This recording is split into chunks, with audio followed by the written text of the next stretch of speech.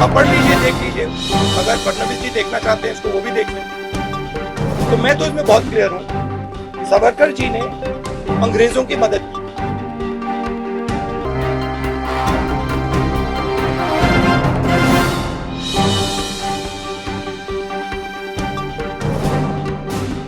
जिंदगी तो मेरे हौसले आजमा ले हर तरह से, तेरे हर नए स्तंभ से मुझे नए हौसले मिले हैं। कुछ ऐसा ही अंदाज राहुल गांधी का है। जी हां, राहुल गांधी का अंदाज इसलिए भी कहेंगे कि जब वो सीधे सीधे बोलते हैं तो पता नहीं कितने लोगों को कांटे लग जाते हैं, कांटे चुभ जाते हैं। शायद इस अदा में और इस आंसरेबल चीजें ना तो कोई चैनल आपको बताएगा, ना मीडिया आपको बता रहा होगा। मैं मनोज कुमार शर्मा, आज़ाद हिंद आवाज़ न्यूज़ के लिए आपके बीच में एक बार फिर राहुल गांधी की भारत जोड़ो यात्रा की वो सच्ची रिपोर्ट देने के लिए, जो सच्ची रिपोर्ट और सच्चा विश्लेषण आपको चाहिए था। हालांकि कुछ दिन पहले एडिटिंग की वजह से परेशान थे, विषयों को लेकर के परेशान थे, लेकिन जब चीज़ें बहुत क्लियर हो जाती हैं तब इन चीज़ों के बारे में बात करना बहुत अच्छा लगता है अपने सब्सक्राइबरों से, ख़ास तौर पर जो 10 लाख पहुंचाना चाहते हैं, लेकिन पता नहीं कितने लोग अनसब्सक्राइब करके निकल जाते हैं प्रधानमंत्री मोदी जी की कृपा से। जिले इलाही का तो मतलब सकून ही ऐसा है कि 2 साल से 1 मिलियन हो ही नहीं पाए। चलिए छोड़िए, मुझे उस मिलियन विलियन से कुछ नहीं लेना। 3-4 हज़ार देखें, 40 हज़ार देखें, 4 लाख देखें, खबर पहुंचनी चाहिए। कोई खबर कॉपी करके, कंटेंट खबर करके, मतलब कॉपी करके डालता है, वो भी मंजूर है यार, देश के लिए कोई परेशानी नहीं है। लेकिन आज बात शुरू करते हैं, वीर सावरकर है या माफी वीर सावरकर है, जिसके ऊपर आज जो है तनातनी हो गई। राहुल गांधी जो थे आराम से यात्रा कर रहे थे। एक यात्रा में उन्होंने जिक्र कर दिया सावरकर का। उस पे जो था सारे भारतीय जनता पार्टी के लोग चौड़े हो गए, जैसे कि महात्मा गांधी के बारे में बोल दिया। इतने गरिमामय व्यक्ति और ऐसे नेता के बारे में बोल दिया हो जिसने माफी मांगी हो। राहुल गांधी अपने बयान पर डटे रहे। इन बेशर्म नेताओं की यहां तक हद पार नहीं होती है। इन्होंने महाराष्ट्र के लोगों को बदनाम करने का ठेका ले लिया। इन्होंने मतलब महाराष्ट्रियन थे ना वीर सावरकर, शिवाजी भी मराठा थे। अब ये साबित करना चाह रहे थे कि भाई मराठा अस्मिता के साथ जो था खिलवाड़ कर दिया। लेकिन असलियत क्या थी? राहुल गांधी ने क्या जवाब दिया? क्योंकि राहुल गांधी को उंगली की गई, तब बात हुई। रामदास ने, जो बीजेपी के नेता हैं, उन्होंने बोला राहुल गांधी सावरकर के बारे में बोलेंगे तो हम उनकी यात्रा को आगे नहीं चलने देंगे। उन्होंने कोशिश भी की। कैसी कोशिश की ये देख लीजिए, और उसकी बैकग्राउंड में चलती हुई आवाज और सच सुन लीजिएगा भाइयों बहनों। बिना का गीत माला के, इंडिया गीत माला के, इंडिया पॉलिटिक्स माला के पहले नंबर पर, जी हां दोस्तों, ये फर फर कहराए जाने लगेंगे। सुनिए कैसा विरोध प्रदर्शन था और उसके बैकग्राउंड में आवाजें आपको आएंगी। लेकिन कहीं भारतीय जनता पार्टी के भक्तों को मिर्ची ना लग जाए। देखिए, माने उस पे उन्होंने जिस तरह की भाषा का इस्तेमाल किया कि अंग्रेज सरकार जैसे माई बाप हो, मुझे कुछ भी काम करने को कहे मैं करूंगा, बल्कि मेरा जेल में रहना बेकार है। मुझे मौका दीजिए कि मैं जाके सेवा कर सकूं, नौजवानों को सही रास्ते पे ला सकूं, क्रांति के रास्ते से दूर कर सकूं। इस तरह की चीजें उसमें लिखी हुई हैं। मैं आपको कोटेशन दे सकता हूं। इसके बरक्कस भगत सिंह की आप पिटीशन देखिए, जो उन्होंने 20 मार्च को लेफ्टिनेंट गवर्नर को लिखी, और उसने कहा कि हमें आप, उनके वकील प्राणनाथ मेहता ने कहा था कि भाई आप एक अपील लिख के दे दो। तो उसने कहा अच्छा हम कल देंगे। तो वो कल जब आए तो उसके बाद से वो उन्होंने पिटीशन उनके हाथ में थमा दी। वो बहुत छोटी पिटीशन थी, 1 पैरे की थी मुश्किल से। तो उन्होंने कहा कि ऐसा है कि हम राजबंदी युद्धबंदी होते हैं, माने हमारा ब्रिटिश सरकार का एक युद्ध छिड़ा हुआ है, हम लोग मुक्ति के लिए लड़ रहे हैं, आप लोग हमारे दुश्मन हो, और युद्ध बंदियों को गोली से उड़ाया जाता है। आप एक मिलिट्री का दस्ता भेजिए जो हमें गोली से उड़ा दे। ये फांसी देना युद्ध बंदियों के लिए एक तरीके से अपमान की बात है।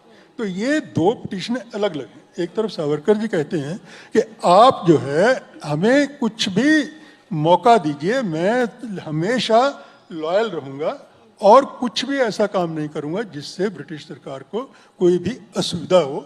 आप जैसे भी चाहें हमारे ऊपर शर्तें लगा सकती हैं। अंग्रेजों ने छोड़ दिया था उसके बाद उनको, उस पिटिशन के बाद ही छोड़ा अंग्रेजों ने? वो ये अंतिम तो नहीं था ना सर? इन अंडमान जी। वो किताब अवेलेबल है गवर्नमेंट ऑफ नहीं नहीं, इंडिया से। वो सारे मसी पिटिशंस पढ़े हैं हमने, इसीलिए मैं जानना चाहती हूँ कि क्या वही पिटिशन था जिसके बाद छोड़ा गया? नहीं क्योंकि नहीं, उनके उसके बाद नहीं छोड़ा गया उनको। क्यों नहीं छोड़ा गया? सुनिए, उसके बाद नहीं छोड़ा गया, उसके बाद और भी कई पिटिशन दी। देख रहे हैं लास्ट होंगे तो। में 1920। लेकिन राहुल गांधी ने आज जो था, जो शुरू में मैंने स्टार्टिंग से पहले वीडियो डाला था, उसमें राहुल गांधी ने बस लास्ट शब्दों पे ध्यान दिया। उन्होंने बोला ये हिस्टोरिकल प्रमाण है कि नेहरू, पटेल, गांधी की बेइज्जती की गई, तो ऐसे व्यक्ति को क्या देश प्रेमी कह सकते हैं या देशद्रोही कहा जाना चाहिए? जो काम गांधी जी को, नेहरू जी को, पटेल को उस टाइम पे कर देना चाहिए था, अगर नेहरू जी, गांधी जी उस टाइम पे डिक्लेयर कर देते कि ये जो सावरकर है ये देशद्रोही है, तब क्या होता? क्या मोदी जी का जन्म होता? क्या मोदी जी हिमालय की कंदराओं में घूमते फिरते? या मोदी जी अपने हिंदू राष्ट्र का सपना लिए हुए माला घुमाते हुए घूमते? शायद नहीं। एक तरफ जहां ये बात करते, लेकिन राहुल गांधी उससे ऊपर उठ करके, क्योंकि जवाहरलाल नेहरू ने भी सावरकर के बारे में बोला था, इन्होंने हमारी नाक कटवा दी। इनका संघर्ष बहुत अतुलनीय था सावरकर का, लेकिन डर क्यों गए? हिरवदा की जेल में आ क्यों गए? रामदास बोल रहे थे कि राहुल गांधी को हिस्ट्री की पता कर लेनी चाहिए। ओए बचुआ, तू भी थोड़ा सा पता कर ले बच्चे, तो तेरा भी थोड़ा सा इतिहास सुधर जाएगा, कम से कम माफी वीर बनने से बच जाएगा। सावरकर पर गर्व करने वालों, आपको यह मौका नहीं दिया जा सकता कि आप गांधी को बदनाम करो और गोडसे की पूजा करो। पहला आतंकवादी गोडसे, पहला माफी वीर सावरकर, यह पूरा हिंदुस्तान जानता है। और उसके बाद राहुल गांधी यहां नहीं रुकते, ये भारत जोड़ो में यहां नहीं रुकते, वो एक और वीडियो डालते हैं जिसमें वो सीधे सीधे मोदी का गरेबान पकड़ करके पूछते हैं, बता कालिया, बता गब्बर, बता गब्बर कहां है न्यायपालिका, बता गब्बर कहां है वो इंस्टीट्यूशंस जो लोकतंत्र के लिए बनाए गए थे।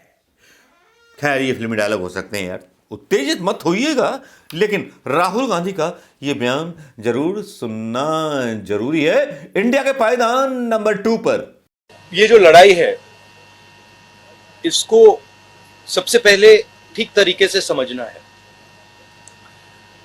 आमतौर से क्या होता है, लोकतंत्र में एक पॉलिटिकल पार्टी दूसरी पॉलिटिकल पार्टी से लड़ती है, और जो युद्ध का मैदान होता है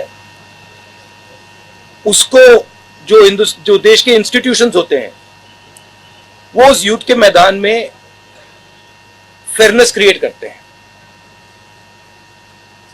आज क्या है कि ये एक राजनीतिक पार्टी और दूसरी राजनीतिक पार्टी के बीच में लड़ाई नहीं है, और मैं सिर्फ कांग्रेस की बात नहीं कर रहा हूं। एक तरफ हिंदुस्तान के सारे इंस्टीट्यूशंस खड़े हैं, बोलना नहीं चाहिए, मगर विपक्ष का प्रेस पे तो कंट्रोल नहीं है, हैगा?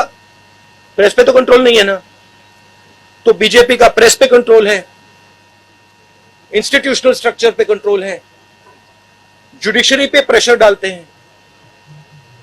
तो ये परसेप्शन सच परसेप्शन नहीं है, ये परसेप्शन सुपरफिशियल ऊपर का परसेप्शन है।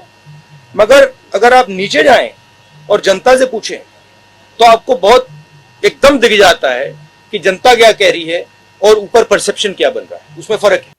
यह बयान 1 मिनट से ऊपर का आपने सुन लिया होगा दोस्तों। अब उसके बाद राहुल गांधी ने पहले सावरकर की चिट्ठी दिखाई, और उसके बाद सावरकर की हमने आपको कहानी दिखाई।